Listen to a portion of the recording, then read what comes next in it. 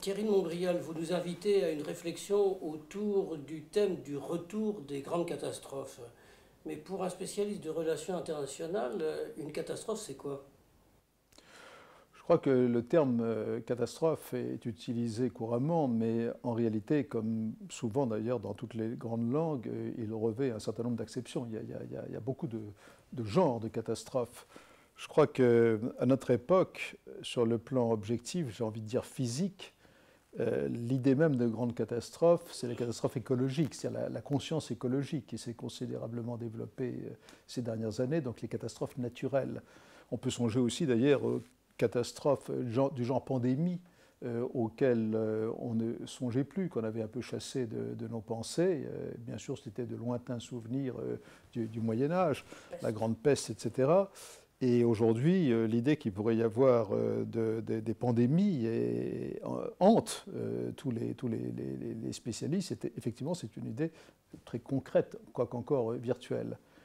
Mais le mot catastrophe a aussi bien d'autres acceptions. Je pense, par exemple, à ce qu'on peut, aux conséquences de l'interdépendance croissante dans le monde, ce qui est la caractéristique fondamentale de la mondialisation, et ce que j'appellerais la dépendance non linéaire. Alors c'est un grand terme, mais qu'est-ce que ça veut dire? Ça veut dire que plus il y a d'interdépendance entre les différentes parties du monde, les États, les autres unités actives ou politiques de la planète, et plus ces interdépendances sont complexes, non linéaires, ce qui veut dire non-proportionnalité des causes et des effets, et plus vous avez le risque de chaos, ce qu'on appelle couramment l'effet papillon, c'est-à-dire une toute petite cause peut avoir un effet incalculable.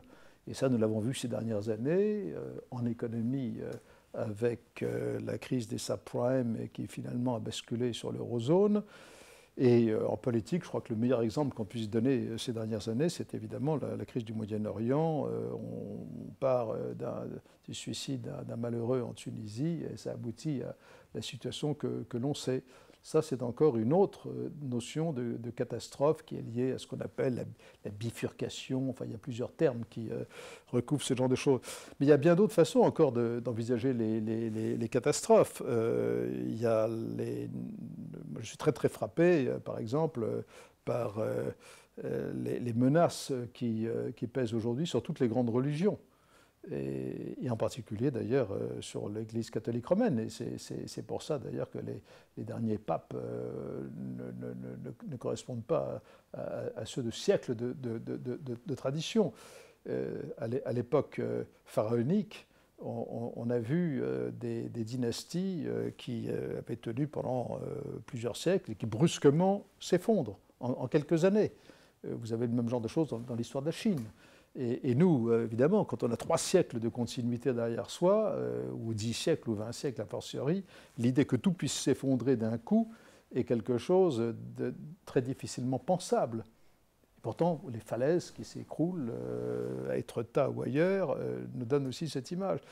Et puis, enfin, dernier point, je pense également au grand thème, là aussi, biblique ou évangélique, les thèmes eschatologiques, la fin du monde, l'Apocalypse. Et au fond, ces catastrophes-là, quelque part, on les vit aussi quotidiennement, en un certain sens. Et je pourrais continuer, mais je sens que vous êtes là de mes explications. Non, je rebondis sur votre commentaire biblique. Vous interprétez cette nécessité de parler des catastrophes éventuelles comme une sorte de signe des temps. Alors, dans quel temps vivons-nous? Est-ce que, je sais que c'est peut-être un mot que vous n'appréciez pas tellement, mais est-ce que c'est un temps de déconstruction, de reconstruction ou un temps intermédiaire? Alors, d'abord, il y a un point qui est essentiel, c'est que si vous étiez Khmer au milieu des années 1970, eh bien, vous auriez vécu des temps d'apocalypse, des temps de catastrophe. Et à n'importe quelle période dans l'histoire de l'humanité, il y a des peuples, des pays qui vivent des catastrophes. Ce qui est nouveau aujourd'hui, on en revient à la notion de mondialisation, Ce qui est nouveau aujourd'hui, c'est le retentissement sur l'ensemble de la planète de catastrophes, on emploie toujours le même mot, qui peuvent survenir dans n'importe quel coin. Et non seulement retentissement, mais même propagation. C'est ça qui est réellement nouveau. Parce que sinon, il y a toujours eu, dans l'histoire de l'humanité, des zones en situation de catastrophe et d'autres en situation plus paisible. Et là aussi, on retrouve les métaphores de toujours. Après, comme la première phrase des mémoires du général de Gaulle, il y a toujours une renaissance, quelque part. Donc la nouveauté, plus que la catastrophe, c'est la mondialisation et la diffusion de la catastrophe. Alors, la nouveauté, en fait, j'en vois deux, qui sont liées d'ailleurs, je crois. C'est effectivement la mondialisation, qui font aussi que la planète nous semble aujourd'hui petite et exiguë. Mais l'autre nouveauté dont on n'a pas parlé jusqu'ici, c'est l'explosion technologique, qui est aussi, de mon point de vue, à l'origine d'ailleurs de la mondialisation, bien entendu. Mais c'est nouveau parce que nous avons déjà, pendant plus de 30 ans, 40 ans, déjà eu une révolution technologique continue. Et on voit bien que ce n'est pas fini.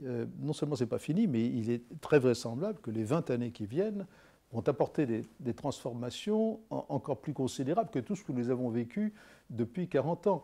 Et ça, c'est un rythme de changement qui est, il faut bien le dire, totalement sans précédent dans l'histoire de l'humanité.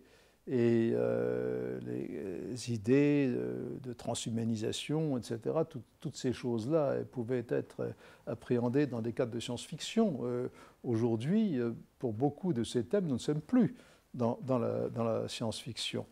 Donc je crois que les bouleversements qui nous attendent sont encore beaucoup plus considérables que tous ceux que nous avons vécus ces dernières décennies.